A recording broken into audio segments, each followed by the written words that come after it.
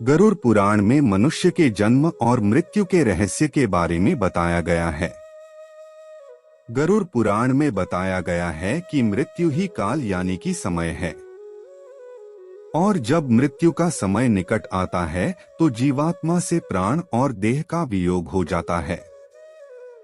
हर एक मनुष्य के जन्म और मृत्यु का समय निश्चित होता है, जिसे पूरा करने के बाद ही मनुष्य को मोक्ष की प्राप्ति होती है और वह पुनः दूसरे शरीर को धारण करता है। परंतु अब यहाँ ये सवाल उठता कि जब किसी मनुष्य की अकाल मृत्यु हो जाती है तो उस जीवात्मा का क्या होता है, और अकाल मृत्यु किसे कहा जाता है। तो जानेंगे इस प्रस्तुति में, इसलिए अंत तक बने रहे। उससे पहले अगर आपने धर्मार्थ टीवी यूट्यूब चैनल को सब्सक्राइब नहीं किया तो सब्सक्राइब करें। तो चलिए ज्यादा समय न लेते हुए वीडियो को आरंभ करते हैं।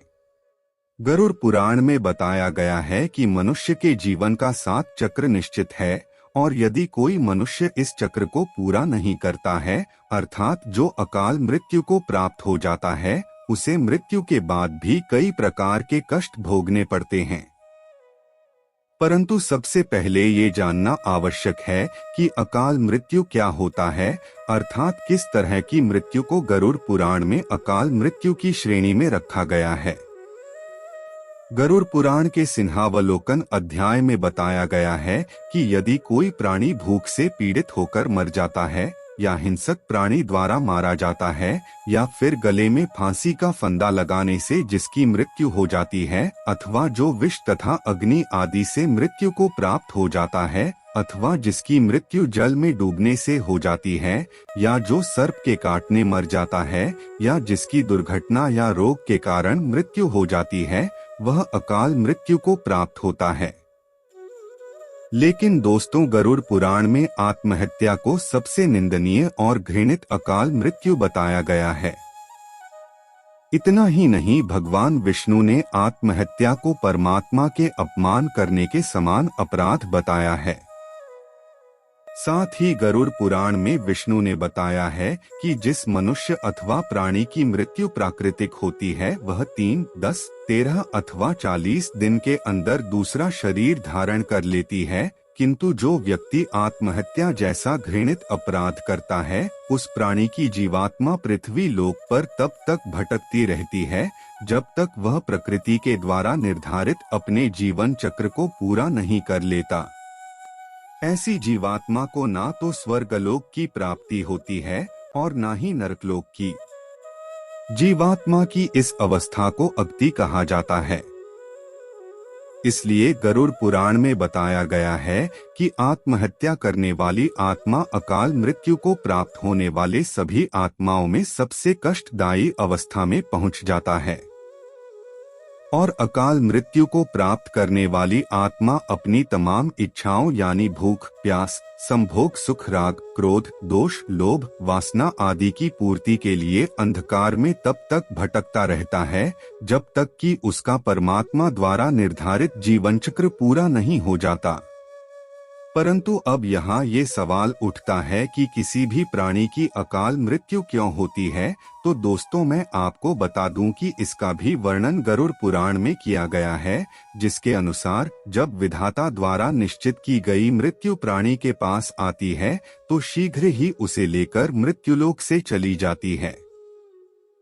प्राचीन काल से ही वेद का यह कथन है कि मनुष्य 100 वर्ष तक जीवित रहता है, किंतु जो व्यक्ति निंदित कर्म करता है वह शीघ्र ही विनष्ट हो जाता है। जो वेदों का ज्ञान न होने के कारण वंश परंपरा के सदाचार का पालन नहीं करता है, जो आलस्यवश कर्म का परित्याग कर देता है, जो सदैव त्याज्य कर्म को सम्मान देता है, जो जिस किसी घर में भोजन कर लेता है और जो परस्त्री में अनुरक्त रहता है, इसी प्रकार के अन्य महादोषों से मनुष्य की आयु क्षीण हो जाती है।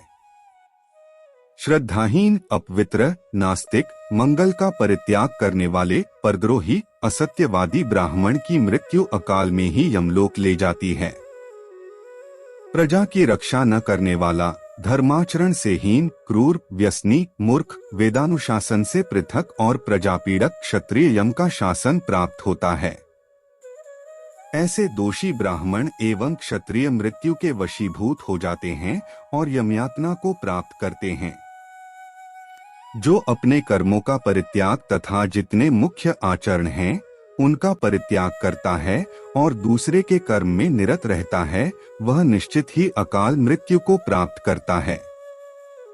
ये तो हो गई अकाल मृत्यु और उससे मिलने वाली कष्टों की बात। चलिए अब जानते हैं कि अकाल मृत्यु के बाद कौन सी आत्मा किस योनि में भटकती रहती है।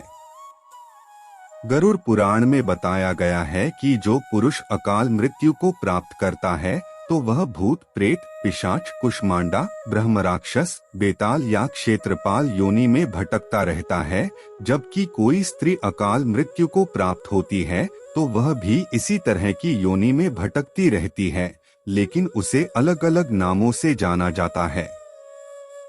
जैसे कि यदि कोई नवयुवती स्त्री या प्रसूता अकाल मृत्यु को प्राप्त होती है तो वह चुड़ैल बन जाती है। वही जब किसी कुंवारी कन्या की अकाल मृत्यु हो जाती है तो उसे देवी योनि में भटकना पड़ता है। इन सब के अलावा गरुड़ पुराण में अकाल मृत्यु के कारणों से मृत आत्मा के शांति हेतु कई तरह के उपाय बताए गए हैं।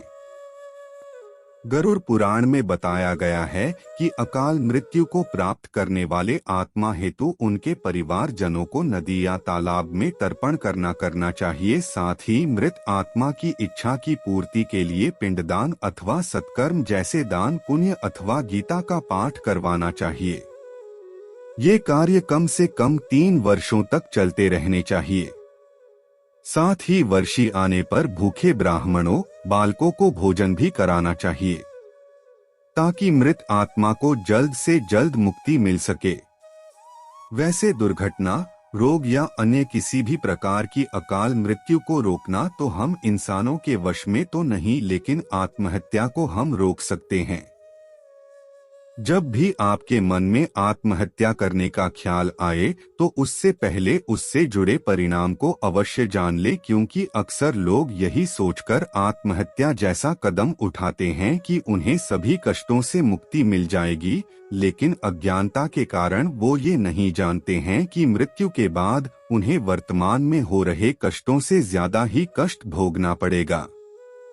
अगर आपको हमारी यह प्रस्तुति पसंद आई हो तो वीडियो को एक लाइक करें व अपने दोस्तों के साथ अवश्य शेयर करें।